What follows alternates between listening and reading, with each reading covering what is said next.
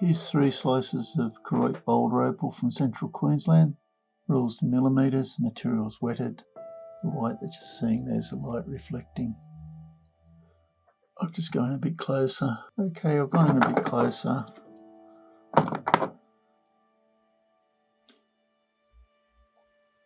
Nice patterns there.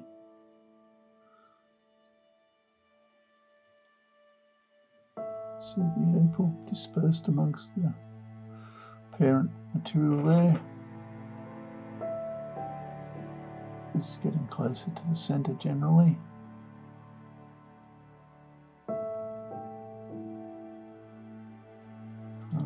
This piece marries up to that piece, the thickness of the saw cuts.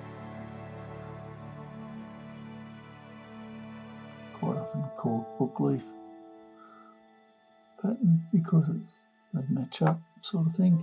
But the saw blades are a bit thicker, so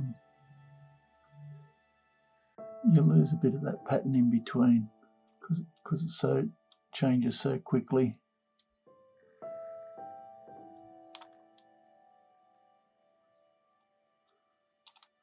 The other piece is off another stone, I think.